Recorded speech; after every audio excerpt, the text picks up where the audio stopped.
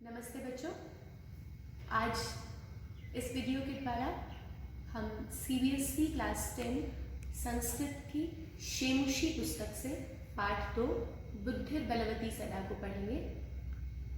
आइए उस चैप्टर को पढ़ें। उससे पहले एक बार आपको इसकी छोटी सी स्टोरी बता देती हूँ। ये जो कहानी है ये शुक सप्ततिः नामक पुस्तक से ली गई है, जिसमें बलवती नाम की एक महिला की कहानी बताई गई है। उसकी बहादुरी की कहानी बताई गई है कि किस प्रकार जब वो एक बार घने जंगल के थ्रू अपने पिताजी के घर जा रही होती है और वहाँ पर एक व्याघ्र को देखती है और उस व्याघ्र से अपनी रक्षा और अपने बच्चों की रक्षा कैसे करती है। तो इस कहानी में वही समझने का प्रयास करेंगे। आइए पाठ पढ़ते हैं।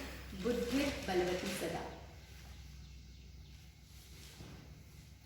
बुद्धि अर्थात बुद्धि, बलवती बलवान, शक्तिशाली। बलवती यहाँ पर मतु प्रत्यय है, ठीक है। बुद्धि शक्तिशाली सदा हमेशा होती है। हमेशा जो बुद्धि है वो ही सबसे ज्यादा शक्तिशाली होती है, कहते हैं ना। अस्ति है देउलाख्यो ग्रामः। देउल आख्य, देउल आख्य माने नाम का। अस्ति देउल आख्य, देउल नाम का एक ग्राम था। एक अस्ति या वसति, जो भी लटलकार किसी कहानी में आता है तो उसका अर्थ हम था करते हैं। देउल नाम का एक ग्राम था। तस्य तत्र वहां पर राजसिंह, राजसिंह नाम का राजपुत्र है, राजपुत्र। वसति स्म, वसति फिर से लटलकार है, स्म लग गया साथ में, इसका अर्थ है कि लंग लकार में होगा। वहां पर राजसिंह नाम का राजपुत्र वसति स्म रहता था। एक बार केनापि, केन यहाँ पे तृतीया विभक्ति है, केन प्लस अपि संधि हुई है। एक बार केनापि किसी आवश्यक कार्येण, आवश्यक कार्य से, तस्य भार्या उसकी पत्नी, बुद्धिमती, बुद्धिमती नाम की पत्नी, पुत्र द्वय अपने दोनों पुत्रों को, द्वय पुत्र अपने पुत्र दोनों को, उपेता साथ में लेकर, पितुर्गृहम पितु के घर के, पिता के घर के प्रति ओर चलिता चली। एक बार किसी आवश्यक कार्य से वह अपने पिता के घर की ओर चली। मार्गे रास्ते में गहने कानने, कर्मधारय समास है, गहन कानने, गहने कानने, विशेष विशेषण जहाँ दोनों साथ आते हैं वहां पर आंख बंद करके बच्चों हम कर्मधारय समास बोल सकते हैं। गहने कानने, घने जंगल में, मार्ग में घने जंगल में, सा उसने, एकम एक, व्याघ्रम व्याघ्र मतलब चीते को, ददर्श देखा। उसने घने जंगल से जब वो गुजर रही थी तो उसने वहां पर एक चीते को, व्याघ्र को देखा। सा वह, व्याघ्रम आगच्छन्तम, व्याघ्रम आगच्छन्तम व्याघ्र को अपनी ओर आता हुआ दृष्टवा देखकर, धार्ष्ट्र्यात्। अब यहाँ पे ध्यान देंगे जो रेफ है ये य के ऊपर है, बट जो इसका उच्चारण है जो वो धा के बाद होगा। रीजन क्या है? रेफ का उच्चारण हमेशा हलंत शब्दों से पहले होता है, तो ट भी हलंत है, श भी हलंत है। तो धार्ष्ट्र्यात्, व्याघ्र को अपनी ओर आता हुआ, दृष्टवा, दृष्ट प्लस त्वा, अगेन त्वा प्रत्यय है, देखकर, धार्ष्ट्र्यात् रौब से, पुत्रों अपने दोनों पुत्रों को, चपेटया थप्पड़ से, प्रहृत्य मारकर, जगाद उसने कहा। तो व्याघ्र को अपनी ओर आता हुआ देखकर उसने अपने दोनों पुत्रों को चपेटया थप्पड़ से प्रहृत्य मारकर, जगाद कहा। कथम एकैकशः, कथम प्लस एकशः, क्यों एक एकशः मतलब एक, ठीक है। क्यों एक व्याघ्र भक्षणाय, व्याघ्र को भक्षणाय खाने के लिए, भक्षणाय चतुर्थी विभक्ति है, व्याघ्र को खाने के लिए, कलहम लड़ाई झगड़ा, कलहम झगड़ा, कुरुथः कर रहे हो। क्यों एक व्याघ्र को खाने के लिए झगड़ा कर रहे हो?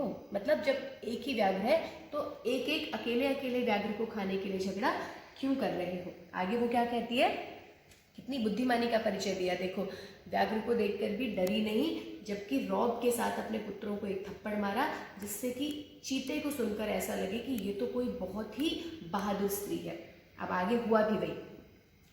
अयम एकस्तावत विभज्य, अयम प्लस एक, देखिए कितनी सारी संधियां एक साथ हुई हैं। अयम प्लस एक प्लस तावत प्लस विभज्य, अयम प्लस एक में वर्ण योजन है, एक प्लस तावत विसर्ग को स हुआ है, यहाँ पर विसर्ग संधि है। तावत प्लस विभज्य त को द हुआ है, यहाँ पर जश्न संधि है, जो हमने अभी पढ़ी थी कि वर्ग के अपने ही वर्ग के तीसरा वर्ण हो जाता है। अयम यह एक ही है तावत इसीलिए विभज्य बांटकर भुज्यताम खा लो। ये एक ही है इसीलिए इसी को बांटकर भुज्यताम खा लो। पश्चात बाद में, यहाँ फिर त को द हुआ, ठीक है, तो यहाँ पर भी जश्न संधि है। पश्चात बाद में, अन्यो अन्य, द्वितीय है दूसरा, कश्चित कश्चित प्लस लक्ष्यते, कोई और लक्ष्यते देखते हैं। बाद में देख लेंगे कि क्या होगा, अभी फिलहाल एक को ही बांटकर बराबर बराबर खा लो। आगे क्या होता है, इतना उसने कहा और इतना इसका प्रभाव किस पे पड़ा, व्याघ्र पे पड़ा। इति ऐसा श्रुत्वा सुनकर, व्याघ्र मारी काचित इयम अपि, काचित कोई, इयम यह जो है, ये जो स्त्री है, काचित कोई, व्याघ्र मारी है, इति ऐसा मत्वा मानकर, यहाँ पर मत्वा में कौन सी धातु है भाई, मन धातु है। मन माने मानना, मन प्लस त्वा, मत्वा मानकर, ये कोई व्याघ्र मारी है ऐसा मानकर, व्याघ्र भयाकुल चित्तः नष्टः, व्याघ्र जो था वो भय से आकुल होकर, भय से डरकर, चित्त उसका जो चित्त था, भय से डरा हुआ चित्त, भय से डरे हुए चित्त वाला जो व्याघ्र था वो नष्टः भाग गया। अब यहाँ पर एक और अच्छी बात है, भयाकुल चित्त, अगेन एक समस्त पद है। यहाँ कौन सा समास है, बहुव्रीहि समास, बिल्कुल हिंदी की तरह ही होंगे। बहुव्रीहि समास में हम अन्य पुरुष के बारे में बात करते हैं, तो यहाँ पर भी व्याकुल चित्त, भय से डरा हुआ चित्त वाला, कौन, कोई तीसरा पुरुष, वो कौन है, व्याघ्र है। तो यहाँ पर भी कौन सा है समास, बहुव्रीहि समास। भय से डरे चित्त वाला जो व्याघ्र था वो नष्ट माने वैसे समाप्त हो जाना होता है, बट यहाँ पर नष्ट का अर्थ भाग जाना होगा, वहाँ उस जगह से समाप्त हो जाना।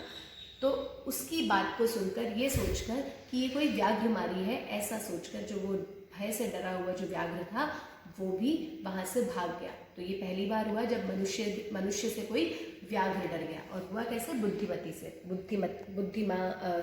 बुद्धि से। इसके बाद एक श्लोक उद्धृत किया है इन्होंने यहाँ पर, निज बुद्ध्या विमुक्तः सा भयान व्याघ्रस्य भामिनी, अन्योपि बुद्धिमान लोके मुच्यते महतो भयात्। अर्थात सा मतलब वह, भामिनी स्त्री, वह जो स्त्री है, यहाँ सा जो है वो स्त्रीलिंग का है, सह माने वह पुल्लिंग और सा माने वह स्त्रीलिंग। वह भामिनी स्त्री व्याघ्रस्य भयात्, व्याघ्र के डर से, निज बुद्ध्या अपनी बुद्धि से, विमुक्तः, यहाँ पर वी उपसर्ग है और मुक्तः मुंच धातु में त प्रत्यय है, मुंच माने छोड़ना, छूटना, तो विमुक्तः वी उपसर्ग के साथ मुंच धातु है, मतलब छूट जाती है। अपनी बुद्धि से वह स्त्री व्याघ्रस्य भयात्, व्याघ्र के डर से, विमुक्तः छूट जाती है। उसी प्रकार अन्योपि, अन्य भी, महतो भयात्, बड़े से बड़े डर से, बुद्धिमान, जो बुद्धिमान प्राणी होता है वो, लोके इस संसार में जो बुद्धिमान प्राणी होता है वो, मुच्यते छूट जाते हैं या बच जाते हैं। दोबारा करेंगे एक बार, सा वह भामिनी स्त्री निज बुद्धिया अपनी बुद्धि से, अपनी बुद्धि कौशल से, व्याघ्र से भयात्, व्याघ्र के डर से, विमुक्तः बच जाती है। अन्य अपि, अन्य कोई भी, महतो भयात्, बड़े से बड़े डर से, लोके इस संसार में, बुद्धिमान, जो बुद्धिमान प्राणी होते हैं, मुच्यते वो बच जाते हैं। अगर हम बुद्धि का प्रयोग करें तो हम किसी भी बड़े से बड़े डर से बच सकते हैं। इससे आगे, अब वो जो व्याघ्र था वो डर के भाग गया और यहाँ स्त्री की और उन दोनों पुत्रों की रक्षा हो जाती है। तो आगे की कहानी देखेंगे। भयाकुलम व्याघ्रम दृष्ट्वा, भय से आकुल, भय से परेशान, भय से त्रस्त, व्याघ्रम व्याघ्र को, दृष्ट्वा देखकर, कश्चित कोई, धूर्तः चालाक, धूर्त किसको कहते हैं, चालाक को, कमीना जो होता है ना, चालाक, श्रृगालः सियार, एक धूर्त जो श्रृगाल था, सियार था, हसन नाह, हसन प्लस आह, हंसते हुए उसने बोला, भवान आप, कुतः कहाँ से, भयात डर कर, पलायितः भाग कर आए हो। वो उसकी हंसी उड़ाते हुए बोलता है कि आप कहाँ से डर के भाग के आए हो भाई व्याघ्र साहब। तो व्याघ्र क्या कहता है, गच्छ गच्छ, जाओ जाओ, जम्बुक, जम्बुक भी सियार को कहते हैं कि जाओ जाओ सियार, त्वमपि तुम भी, किंचित किसी गुप्त गूढ़ प्रदेशम, किसी गुप्त स्थान में जाकर छिप जाओ, कि तुम भी जाओ और किसी गुप्त स्थान में, किसी एकांत स्थान में जहाँ कोई तुम्हें देख ना सके, ऐसी जगह पे जाके छिप जाओ। यतो क्योंकि, यतः माने क्योंकि व्याघ्रमारी इति, व्याघ्रमारी इस प्रकार का, या जो शास्त्रे हमने शास्त्र में श्रूयते सुना था, व्याघ्रमारी इस प्रकार की जो बात हमने कभी शास्त्रों में सुनी थी ना, तया उसी व्याघ्रमारी से अहम मैं हंतुम आरब्ध, वही मुझे आज हंतुम मारने वाली थी, उसने आज मुझे मारने का सोच लिया था, वह मुझे आज मारने वाली थी। परम लेकिन गृहीत कर जीवितः नष्टः, गृहीत ग्रहण करके, कर हाथों में, जीवित अपनी जान को हथेली में लेकर, कर माने हथेली, ठीक है, अपनी जान को हथेली में लेकर मैं नष्ट है वहां से भागा हूँ। मुझे आज वही व्याघ्रमारी जो थी वो मारने वाली थी, पर मैं अपनी जान को हथेली में लेकर वहां से नष्ट भागा हूँ। शीघ्रम जल्दी से, तदग्रतः उसके आगे से, मैं बहुत मुश्किल से उसके आगे से अपनी जान हथेली में लेकर भागा हूँ, नहीं तो वो जो व्याघ्रमारी थी वो आज मुझे मारने ही वाली थी। अब जो श्रृगाल था, सियार था, वो बड़ा चालाक था, उसने इस बात का फायदा उठाया। और अब आगे देखते हैं उसने क्या कहा। तो श्रृगाल है, श्रृगाल क्या कहता है, व्याघ्र त्वया महत् कौतुकम आवेदितम, तुमने तो महत् बहुत बड़ा, कौतुकम कोई बड़ी आश्चर्य की बात बताई है, आवेदितम बात बताई है, तुमने तो बड़ी आश्चर्य की बात सुनाई है। यत् की मानुषादपि, मानुषात प्लस अपि, यहाँ पे भी द को त हुआ है, त को द हुआ है, जश्न संधि हुई है, पंचमी विभक्ति है। उसने क्या कहा कि तुमने तो बड़े आश्चर्य की बात बताई है कि कोई मनुष्य से भी विभेषी तुम डरते हो, कि ये तो तुमने बहुत महत कौतुकम, बहुत आश्चर्य की, कौतुक मतलब आश्चर्य, महत कौतुकम बहुत आश्चर्य की, आवेदितम मतलब आवेदन करना कहते हैं ना, उसी प्रकार तुमने तो बड़े आश्चर्य की बात सुनाई है। यत् की मानुषादपि, मनुष्य से भी विभेषी तुम डरते हो, इस बात की वो खिल्ली उड़ा रहा था कि देखो तो कितनी अच्छी बात है, अजीब बात है, तुम व्याघ्र होके भी एक इंसान से डरते हो। उसके बाद जो व्याघ्र है वो उसको क्या कहता है, प्रत्यक्षमेव मया, प्रत्यक्ष मतलब जो अपनी आंखों से डायरेक्ट देखते हैं, प्रत्यक्षमेव प्रत्यक्ष ही, मया मैंने, सा वो व्याघ्रमारी जो है, आत्मपुत्रों अपने दोनों पुत्रों को, मैंने उस व्याघ्रमारी को अपने दोनों पुत्रों को, एव ही एकैकशः एक एक करके, मामत्तुम, मामत्तुम का मतलब है अत्तुम माने खाने के लिए, माम माने मुझे, मुझे खाने के लिए, कलहाय मानो लड़ते हुए, अपने दोनों बच्चों को मुझे खाने के लिए लड़ते हुए उस स्त्री को चपेट या थप्पड़ से मारते हुए दृष्टा मैंने देखा था। वो कहता है कि मैंने प्रत्यक्ष रूप से उस स्त्री को मुझे खाने के लिए लड़ने वाले, एक एक करके खाने के लिए लड़ने वाले दोनों बच्चों को अपने आप थप्पड़ मारते हुए देखा है। मुझे इस बात पे इसीलिए विश्वास हो गया।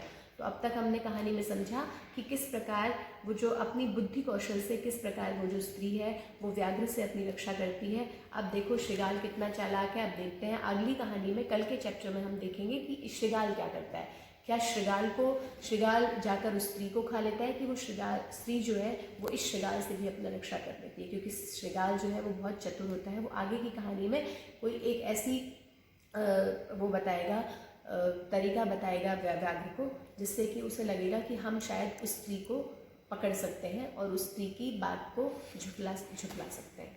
इसी के साथ आज का अध्याय समाप्त करेंगे। कल का चैप्टर जो है इसके आगे कल पढ़ेंगे। धन्यवाद।